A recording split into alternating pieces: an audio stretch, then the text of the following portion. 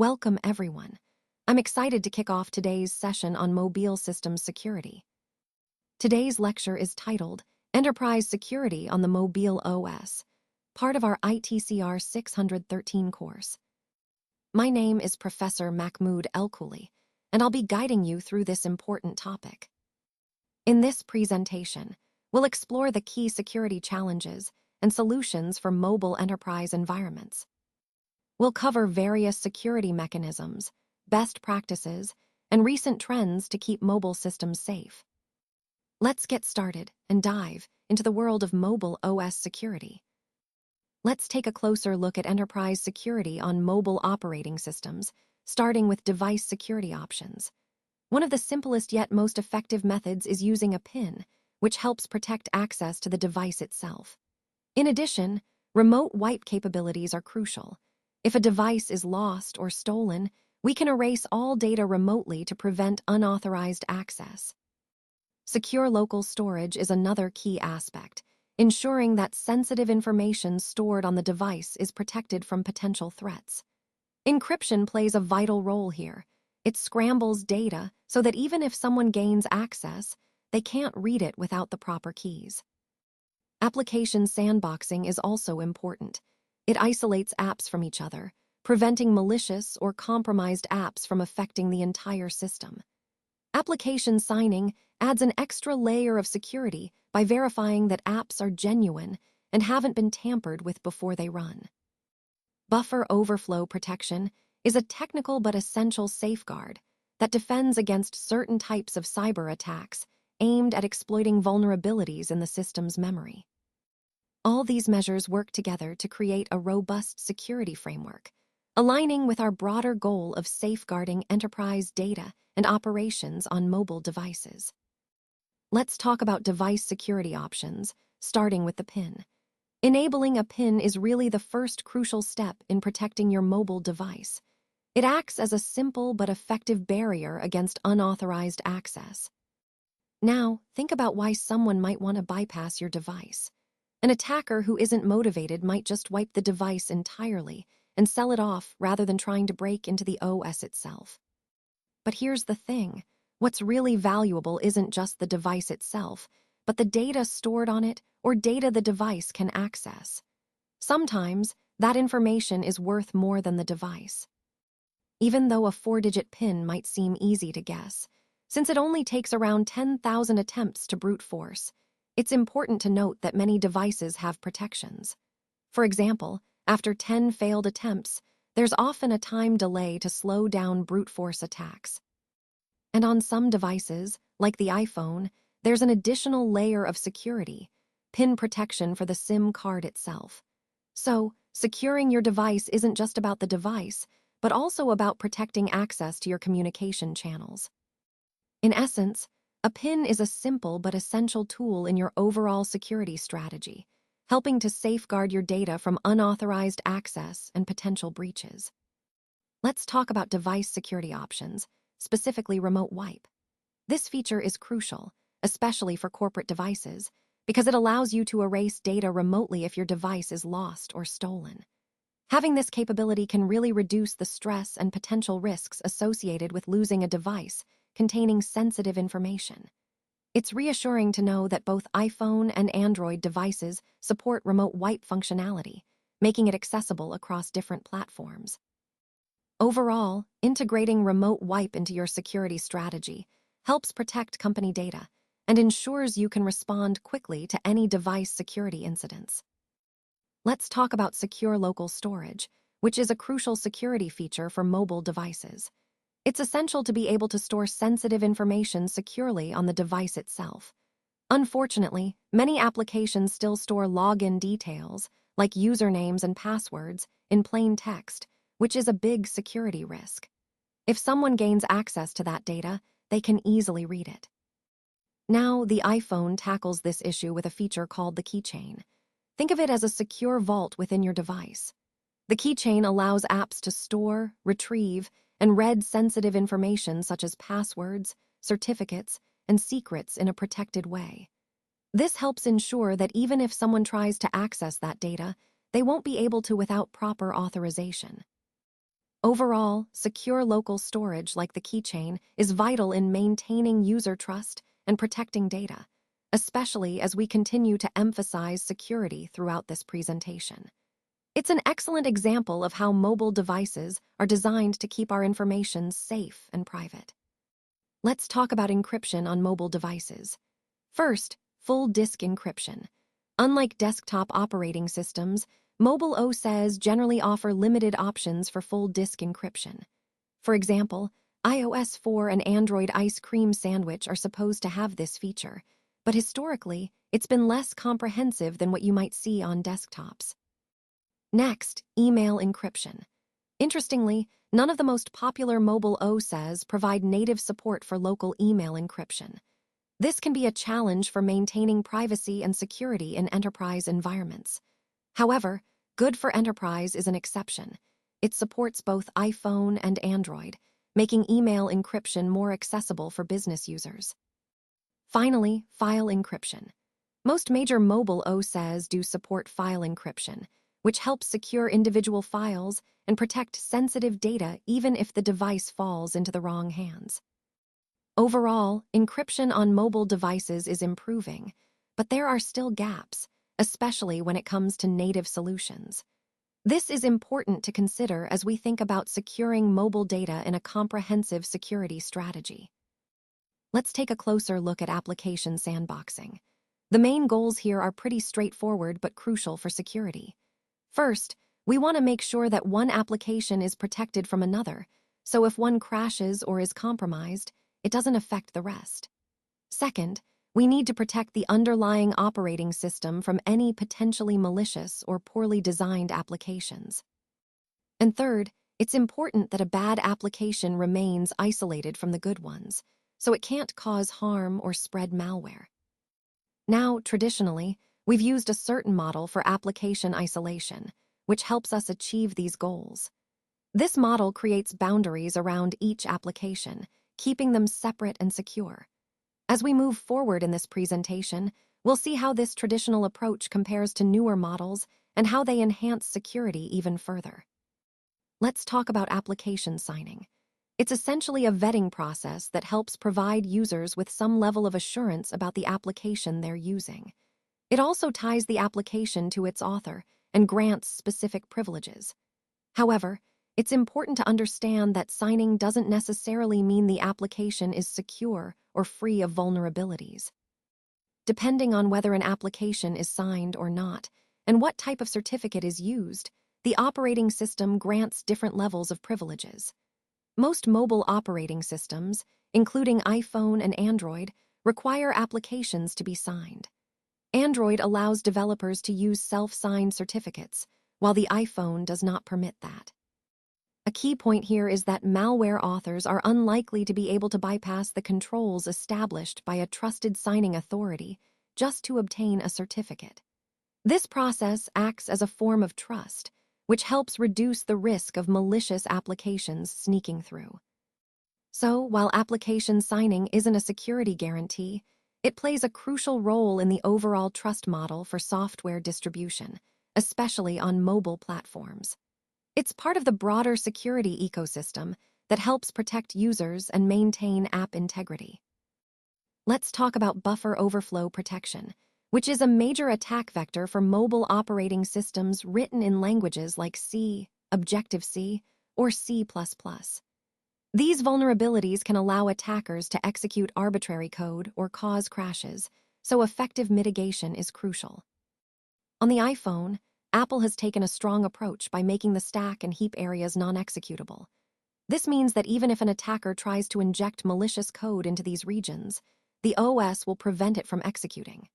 Specifically, the iPhone uses the NX bit, or no execute bit, to mark certain memory areas as non-executable. When an attempt is made to run code from these regions, the system throws an exception, effectively stopping the attack in its tracks. Moving to Android, the approach is similarly focused on preventing buffer overflows from being exploited. Android leverages several techniques, including ProPolice, which provides stack smashing protection. This helps detect and prevent buffer overflows on the stack. Additionally, Android uses OpenBSD's malloc and calloc implementations, which make it more difficult to exploit heap-based buffer overflows. Finally, the safe IEP library offers functions for performing safe integer operations, reducing the risk of integer overflow vulnerabilities that could lead to buffer overflows. Overall, both platforms employ layered protections, making it much harder for attackers to succeed with buffer overflow exploits. This is a key part of the broader security strategy to safeguard mobile devices against malicious attacks. Let's take a closer look at the OWASP Mobile Security Project. Our primary focus is on the application layer, which is where most of the security risks directly impact the end user. While we do consider the underlying mobile platform and carrier risks, because they can influence overall security, we concentrate on areas where the average developer can actually make a difference. It's important to understand that we're not just looking at the mobile applications themselves, but also at the broader server-side infrastructure that these apps communicate with. This includes backend servers, APIs, and other cloud services that support the app's functionality. A key point here is the integration between the mobile app, remote authentication services, and cloud platform-specific features. Ensuring these components work securely together is crucial to maintaining a robust security posture. Overall, our goal is to help developers understand where they can implement effective controls to reduce vulnerabilities, especially in the parts of the system they have direct influence over. This comprehensive approach helps create a safer mobile ecosystem for everyone. Now, let's take a closer look at some of the top mobile risks that can threaten our security. First up is insecure data storage, which means sensitive information stored on the device isn't protected properly, making it vulnerable if the device is lost or stolen. Next, weak server-side controls can lead to gaps in security that attackers might exploit on the backend. Insufficient transport layer protection is another big concern, as data transmitted over networks needs to be encrypted to prevent interception. Client-side injection vulnerabilities occur when malicious code is injected into the app through user inputs or other vectors, potentially leading to data breaches or unauthorized actions. Poor authorization and authentication mechanisms can allow unauthorized users to access sensitive data or functionalities. Improper session handling can result in session hijacking or unauthorized session persistence, undermining user security. Security decisions based on untrusted inputs are risky because they can be manipulated by attackers to bypass security controls. Side-channel data leakage involves unintended information exposure through indirect channels, which can be exploited to gather sensitive data. Broken cryptography refers to the use of weak or flawed encryption algorithms that can be broken by attackers, compromising confidentiality. Lastly, sensitive information disclosure happens when apps inadvertently expose data, either through insecure storage, transmission, or app design flaws. Overall, these risks highlight the importance of a comprehensive security approach to protect mobile applications and the data they handle. Let's talk about insecure data storage. First, only store what is absolutely necessary. If you don't need it, don't save it. This reduces the risk if a breach occurs. Next, avoid using public storage areas like SD cards for sensitive data. Public storage can be accessed by other apps or users, making it less secure.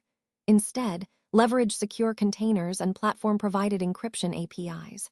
These tools help ensure your data is protected with strong encryption. Lastly, always be cautious with file permissions. Do not grant files world-readable or world-writable permissions, as this can expose your data to unauthorized access. By following these practices, we can significantly improve our data security and protect user information effectively. Let's talk about weak server-side controls. As we know, mobile apps add an extra layer of complexity to our existing architectures, and that can introduce new risks. It's crucial to understand these risks so we can better protect our systems. Fortunately, there's a wealth of knowledge already available that we can leverage.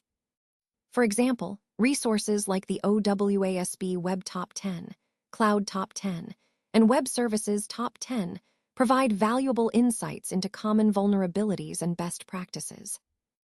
Additionally, there are cheat sheets, development guides, and tools like ESAPI that help developers implement stronger controls. By tapping into these resources, we can address vulnerabilities more effectively and build more resilient applications. Overall, recognizing the importance of these controls and utilizing the available guidance is key to mitigating risks introduced by mobile apps and ensuring our architectures stay secure.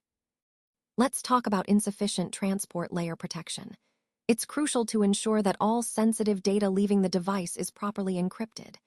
This isn't just about Wi-Fi, but also includes data sent over carrier networks and even NFC. Whenever security exceptions are triggered, they exist for a reason. Ignoring these warnings can leave data vulnerable to interception or tampering. So, always pay attention to these alerts and address them promptly. Protecting data in transit is a fundamental part of overall security. Remember, if you see a security exception, don't dismiss it. Investigate and resolve it to keep your data safe. Now, let's talk about client-side injection and how we can defend against it. First, it's crucial to always sanitize or escape untrusted data before rendering or executing it. This step helps prevent malicious scripts from running in the user's browser. Next, when interacting with databases, use prepared statements. Relying on concatenation to build queries is risky and always will be, because it opens the door to SQL injection attacks. Lastly, we should minimize the native capabilities tied to hybrid web functionality. By limiting what native features can do, we reduce the attack surface and make it harder for malicious code to cause harm. These steps are essential parts of a comprehensive security approach, especially as we work to protect our applications on the client side. Let's talk about poor authorization and authentication practices. Contextual information can definitely enhance security, but only if it's part of a multi-factor implementation. Relying solely on context isn't enough to secure sensitive systems. Out-of-band methods, like sending a code to your phone, can be effective, unless it's all happening on the same device. In that case, it defeats the purpose because an attacker with access to the device can bypass those measures. Also, never rely solely on device ID or subscriber ID as your only form of authentication. These identifiers can be easily spoofed or stolen, so they shouldn't be your only line of defense. Overall, this highlights the importance of layered security approaches, using multiple factors and not depending on single identifiers to truly protect our systems and users. Let's talk about improper session handling. It's actually okay to ask users to re-authenticate every now and then. This might feel a bit inconvenient, but it adds an extra layer of security by ensuring sessions aren't left open indefinitely. Additionally, it's crucial to be able to revoke tokens quickly, especially if a device is lost or stolen. Immediate revocation helps prevent unauthorized access and protects sensitive information. When generating tokens, always use high-entropy sources that are thoroughly tested. This makes tokens more unpredictable and harder for attackers to guess or reproduce. All of these practices connect back to our overall goal of maintaining robust security while providing a seamless user experience. Proper session handling is a key component in defending against session hijacking and other common attack vectors. Now, let's talk about making security decisions when dealing with untrusted inputs. First, it's crucial to check the caller's permissions right at the input boundaries. This means verifying who is making the request before doing anything else. Next, if there's a need for additional authorization, always prompt the user for it before allowing sensitive actions. This adds an extra layer of security and ensures proper consent. And of course, in situations where permission checks can't be performed up front, it's important to implement additional steps before launching any sensitive operations. This might include further validation, logging, or user confirmation. Overall, the key idea here is to be vigilant at every point where untrusted inputs come into play, and to make sure that security decisions are always based on proper authorization. This approach helps protect our systems from unintended or malicious actions and ties back to the broader theme of building secure, resilient applications. When it comes to side channel data leakage, the first key point is never logging credentials, personally identifiable information, or other sensitive data in system logs. This is crucial because logs can sometimes be overlooked or improperly secured, and leaking sensitive info there can lead to serious security breaches. Next, always remember to remove any sensitive data before taking screenshots. For example, hide or blur out confidential info to prevent accidental exposure. Additionally, disable keystroke logging on individual fields. This helps ensure that keystrokes aren't captured and stored somewhere unintended. Using anti-caching directives for web content is also important because it prevents sensitive data from being stored in caches, which could be accessed later. Before you release your app, make sure to debug it thoroughly. Check what files are created, written to, or modified during runtime. Sometimes, debug logs or temporary files can inadvertently contain sensitive data. It's also essential to carefully review any third-party libraries you're incorporating. These libraries might process or transmit data in ways you're not fully aware of, so understanding what data they consume helps you prevent leaks. Finally, test your applications across as many platform versions as possible. Different versions can behave differently, and some might be more vulnerable to side channel leaks.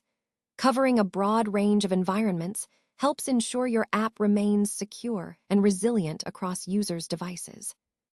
All these points tie back to the overall theme of safeguarding user data and maintaining trust through diligent security practices. Let's talk about broken cryptography. Storing the key with the encrypted data essentially negates all the security benefits. If someone gains access to the encrypted data and the key together, they can decrypt it effortlessly. That's a fundamental mistake to avoid. Instead, always leverage battle-tested cryptography libraries. They've been thoroughly tested and vetted by security experts. Trying to write your own crypto algorithms is risky and often introduces vulnerabilities. And don't forget, use what your platform already provides. Modern operating systems and frameworks come with built-in, secure cryptographic tools. Utilizing these not only saves time, but also ensures you're following best practices. Remember, good cryptography is about layering and proper key management, not cutting corners. By avoiding these common pitfalls, you'll strengthen your overall security posture and build more trustworthy applications. Let's talk about sensitive information disclosure. Private API keys are called that for a reason. It's crucial to keep them away from the client side. If someone gains access to these keys, they could potentially misuse your services or access confidential data.